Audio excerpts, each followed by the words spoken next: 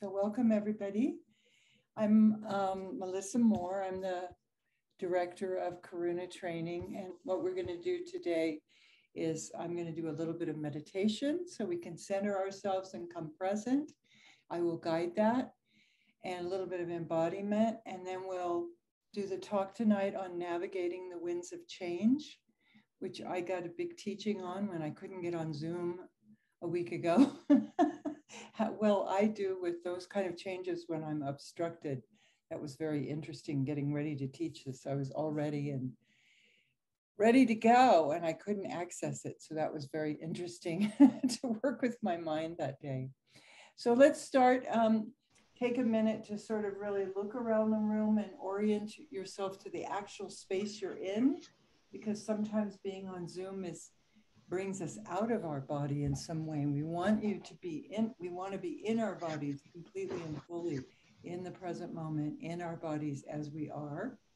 So it's good to do a little stretching and just feel your body and the sensations of your body in space.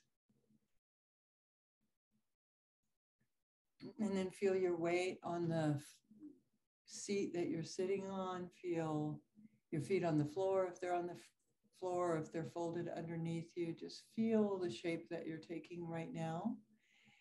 And have a sense of upliftedness, open front and strong back if you can. Even if you're supported by a chair, that's fine.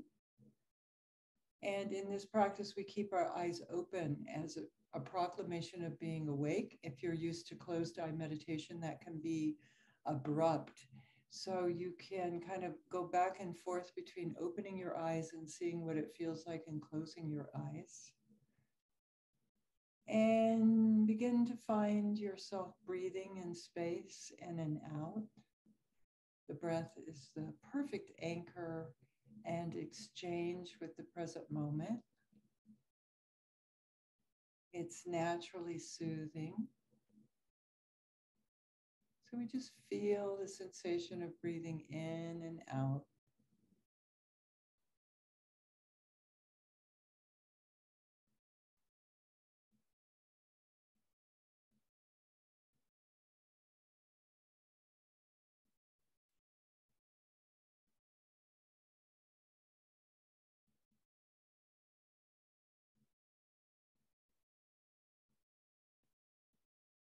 And then you can kind of notice what you're bringing in the space. If your mind and your heart is distracted, if you feel emotionally caught up in something in your life, just notice that and don't judge it.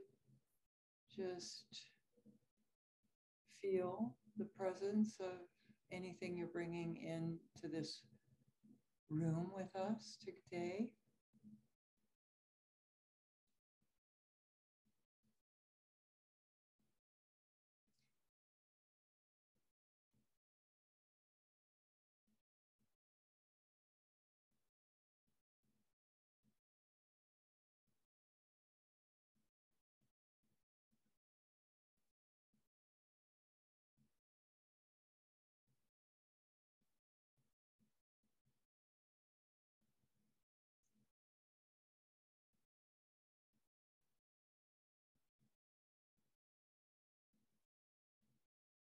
We're just settling ourselves in the present moment in space, using the breath to anchor ourselves in the present moment. Just feeling what we're bringing in without following every thought. The thoughts in the mind can be like children playing in the attic. We don't have to mind them. It's just sometimes our mind is fast.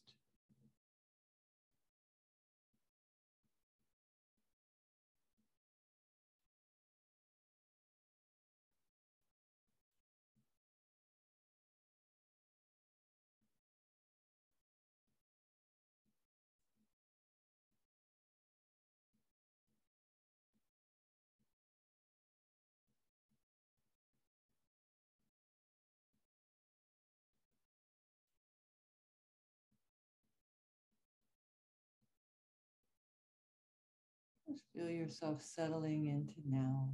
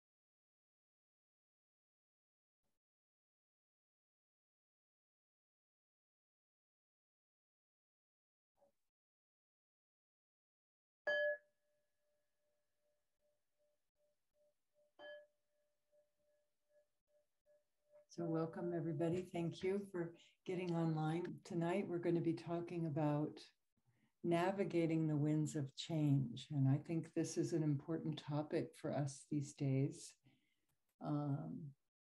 because we're living in a very fast-paced world. Have you noticed that? And things are changing rapidly on the outer level with our world. I mean, I think even the introduction of AI and some of these the way in which social media is, promoting this kind of ADHD mentality, we are really easily distracted. And so changes come upon us really quickly, even though they're happening all the time. And navigating the winds of change is just a way for us to talk about how we actually hold our world and the view that we have of our life if we understand the notions of impermanence and how we actually cover that over a lot. So tonight I'm going to be giving a little talk about a little bit about changes that go on, and then I'll guide you in a little contemplation, experiential contemplation, which you can do either writing or just thinking, and then you have a chance to talk in a breakout with friends and with each other. These are confidential, just allowing you to touch what's true for you in the present moment. In contemplative psychology, we always work in the present moment because that's where we can access our wisdom that is always present, our intrinsic health, which is always present. So, but tonight we're just going to talk about our habits of addressing change, what goes on with us.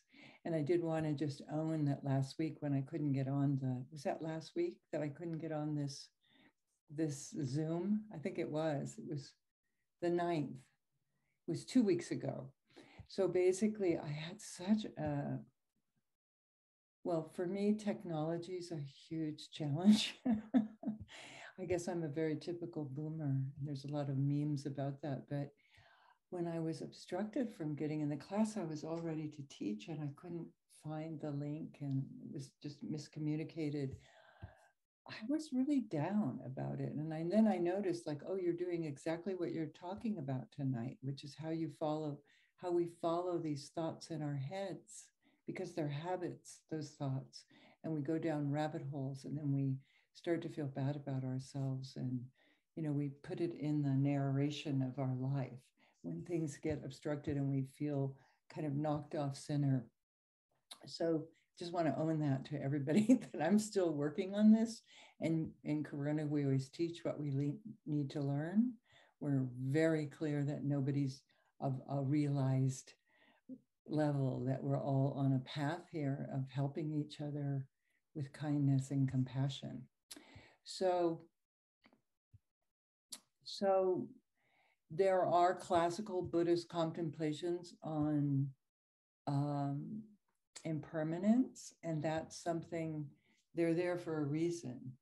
And so they're there because change is part of what we're dealing with, the fact that we don't last and things don't last and things break, and that there's constant disruption and dissolve in our life, right?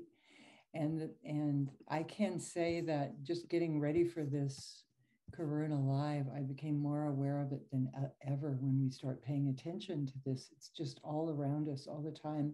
And we live in a culture that really tries to pad ourselves against change. Just look at our insurance companies and the ways in which we're constantly trying to navigate all the things in life that are just natural to being alive.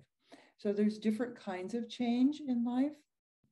There's societal changes, like unexpected election results that have devastating kinds of impacts on all of us suddenly. Or I know you've all noticed, I sit in my car kind of astounded at grocery store bills right now when we look at the supply chain and the way in which, and I'm not someone who's hurting, and I always think, but how are people going about this right now? How are they managing? I mean, The costs are skyrocketing, as we can see. And so, and this has always been going on, but it seems to have gotten really fast in the last 10 to 25 years. I know in 2007 was the first time I bought a house. I bought it in California. And by 2008, half of the price of it was underwater. So what I had paid for it was, twice as much. But I persisted with that. I had to kind of keep my gaze up and keep going. And I did all the things of refinancing and doing all the things I needed to do to help myself keep that house.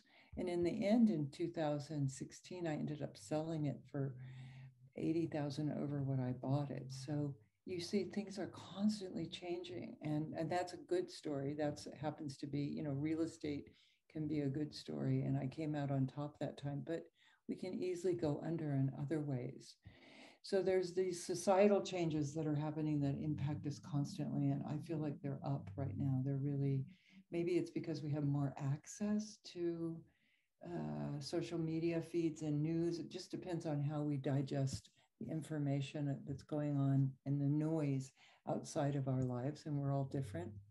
Then there's the gradual changes that happen that are constantly upon us, like aging, or kids growing older and moving out, or the it has to do with the time of life we're in and how other people mark the passing of time. So we're constantly impacted by that. And we can look at our habits related to gradual and expected change around aging. I know I have a friend, a very good friend, who has the means to do a lot of cosmetic surgery and all of that. So they're working against their aging process, right? And we recently went to lunch and she asked me, "Aren't you going to do anything to your face?" And I'm like, "No, I actually like lines." I mean, I said, I like the patina of life when I see it on people's faces. And it really shocked her when I said that. But I mean, I have to make friends with my own aging process. And I think we all do, regardless of what we're able to afford or not. So these are gradual changes like aging that our society is working against this. It's the norm, right? And then there's the unexpected changes. And these are very difficult changes that come upon us, sudden deaths that we aren't expecting, especially if they're of people younger. Like I lost my brother who's 9 years younger during COVID, and that really shocked me. I just always expected him to be here. And or the natural disasters that we're witnessing today, and the illnesses and family tragedies that come upon us, or accidents that seem to come apparently out of nowhere, and we have to deal with these. So these are undoubtedly the hardest change to deal with because we can't prepare for them. So we always have to allow for a kind of healing period and a time for rekindling our faith in ourselves and in humanity sometimes, especially depending on the tragedy that we might be facing. So change is natural and it's to be expected. And that's why we do have things like insurance. And but we can never insure against the changes that may befall us. There's just no way that we can do that. And as a species, it's actually quite amazing how adaptive we are to change once that occurs. I've always been really amazed, like when I've seen natural disasters. I don't know about you, but people actually do get on with their life even when they're in these kind of temporary situations. People still have birthdays and love affairs and these kind of things. We're an adaptive species. We do know how to adapt to change. It's one of our, you could say, superpowers as a species in kind of rousing ourselves and getting on. We're very resilient that way, given the right conditions. I think about all the people in Turkey right now and Syria who are so disenfranchised and don't have help. I mean, so they're not given a lot of foot to stand on. And I think about that every day. So it's unexpected change that most of us struggle with. Sudden change is usually out of our control, and it's imposed upon us either by others who feels like have more power than we do, or there's greater circumstances like acts of God, right? Or like the weather that we just happen to be sitting, or earthquakes, or these circumstances that we know go on all the time. So what is your style? This is a chance to ask yourself right now. Just going to ask you some questions. Do you worry about change in your life? And if you do, what kind of changes do you worry about? So think about that for a minute. Some clues are you might complain about changes to others. Like that's very common. I know I worked in mental health. I know I worked with Corey in the mental health system in San Francisco, and there was a change a minute there in terms of documentation and Medicare and Medi-Cal. And so it's easy to get into habits of complaining about change, especially to your coworkers. And there can be whole cultures that dedicate themselves to sabotaging change. So sabotaging change is something we do when we just ignore things, or we absolutely put our head in the sand. Maybe you know yourself around that sometimes. And then, as I was saying, for an example, like the changes that are gradual, that are going to hit all of us around aging. Are you someone that does anti-aging regimens around your body?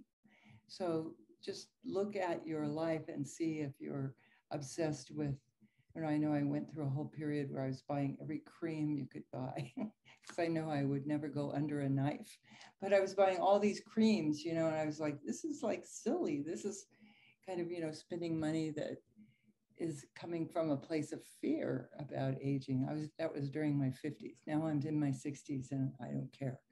So I'm taking a different stint.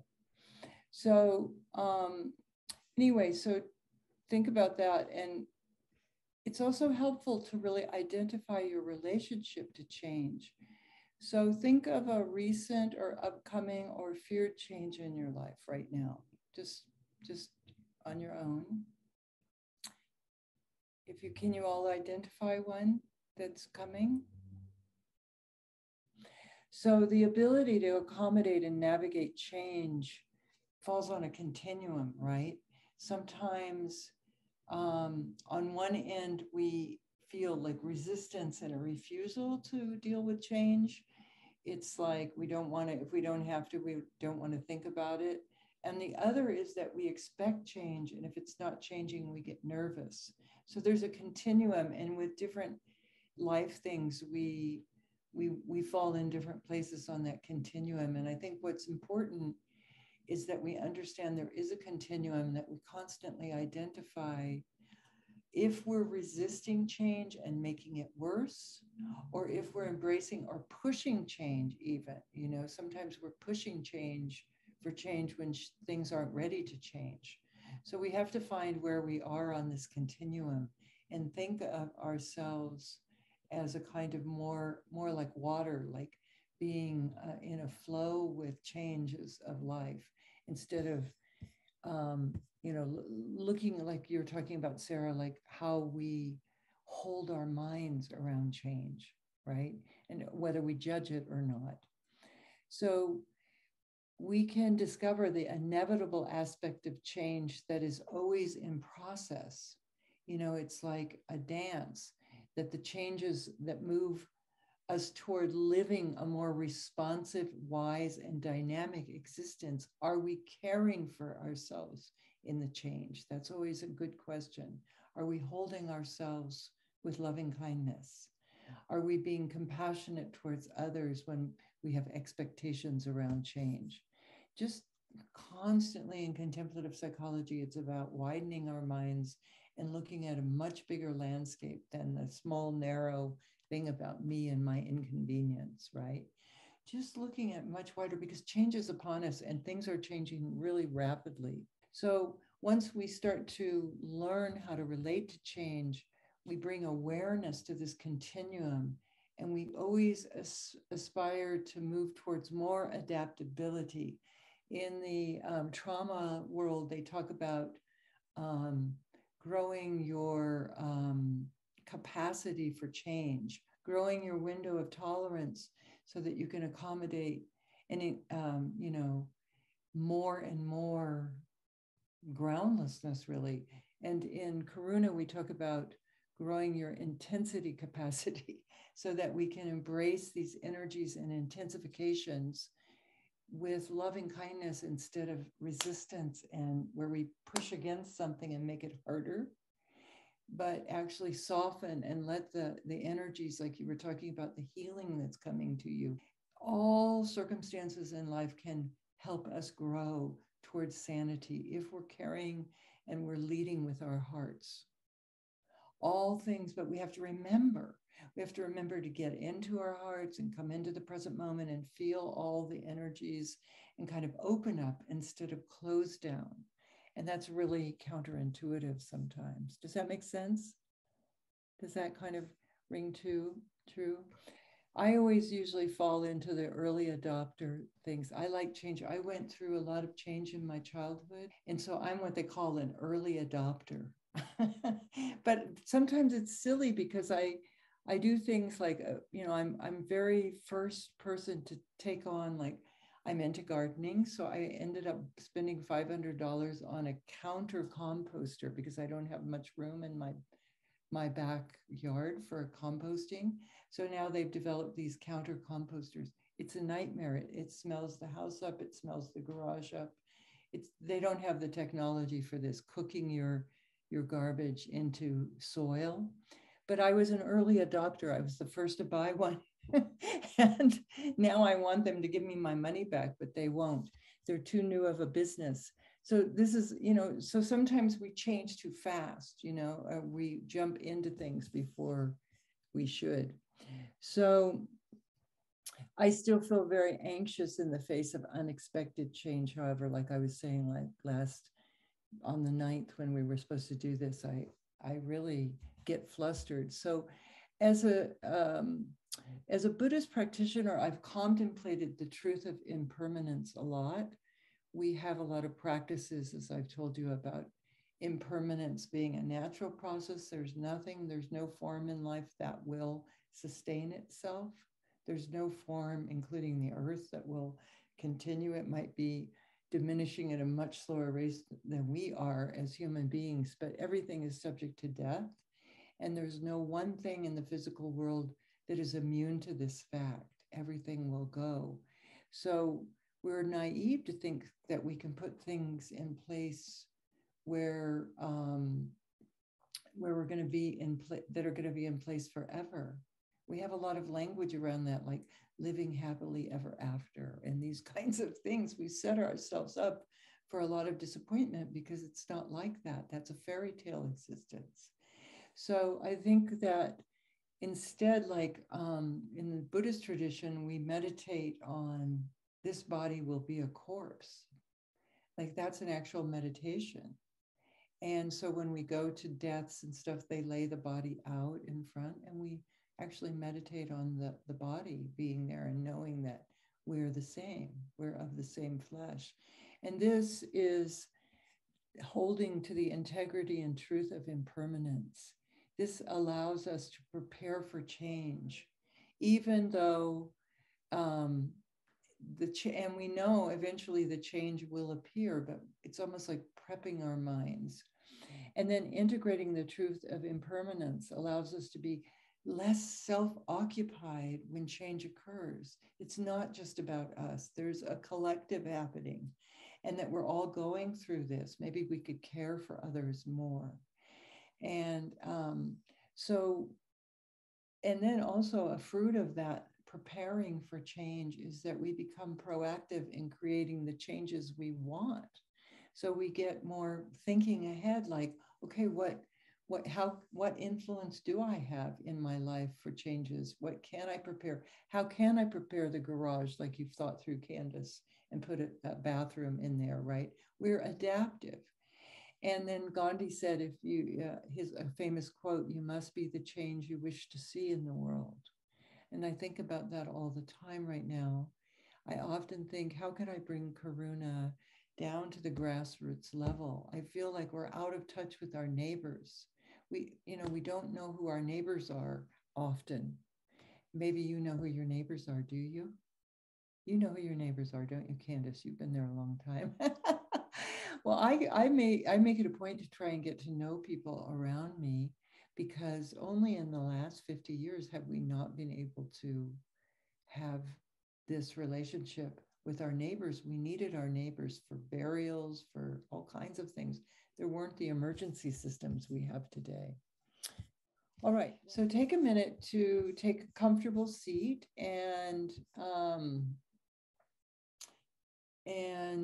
just relax and consider what feelings you have right now listening to all of this. And you could be writing your answers if you want, or you can just think about them. And consider which people or things in your life you value the most right now, like a partner, a child, a pet, a home, a place, a job, some valuables, maybe whatever comes to mind. Just think of one thing that you really, really hold dear. Pick this. Notice how you feel about it. Feel the nature of your attachment to this person or thing or place. Just feel where that resonates in your body.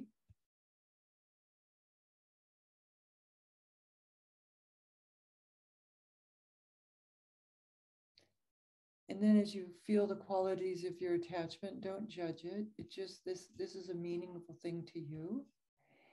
And then I want you to take a moment and consider the impermanence of this person, place, or thing. Notice what you feel when you just think about that this will be gone one day, or you will be gone, or you won't have possession of this person or be in contact with this person, place, or thing. How does that feel in your body? What do you meet inside yourself emotionally? Don't judge it.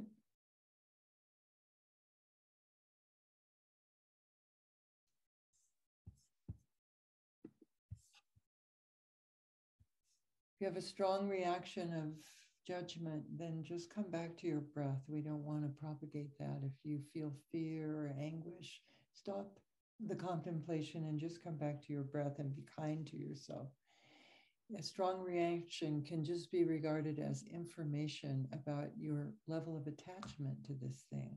It's an indication, just an indication that you're very attached. And this exercise is just allowing us to look at the emotions around that.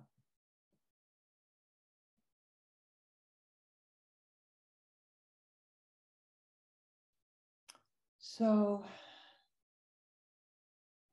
whatever you feel, just offer yourself love and warmth. You can even hold yourself or hug yourself. Just really giving yourself a little kindness for even thinking about this topic, because it's a hard one to think about something changing, something going away. That's really the Buddhist approach, is really put your mind around what's true. So much of what we study in Karuna is how to open to difficult emotions and how to build our intensity capacity to know all different types of energies and move close to them. And we are moving back into person, if you can imagine, in Denver, Colorado, starting in September. And we will be doing some introductory courses in person as well in Boulder, Colorado, and some online, just to introduce people to the work. So please make sure that you, now that you're part of this, you will get our newsletters. And we like people to come to our events so that they can get a feel for the kind of way we work. We always do meditation and these kinds of processes live. Everything you've said here today is confidential. They might take the excerpt of me out of the tape, but none of you will be recorded or anything like that. That won't show up in a in a stream. So, but I've so appreciated you sharing, because that's an act of generosity and an act of kindness. It's so important that we help each other and come together in community these days. Thank you even just for coming for an evening tonight to talk about navigating change. And I hope that you can widen your perspective with all these changes. Thank you all. And we'll just end tonight at just about 5 minutes. And thank you. And yeah, please be lead with your heart and stay open and come back to more Karuna Lives. Thank you so much.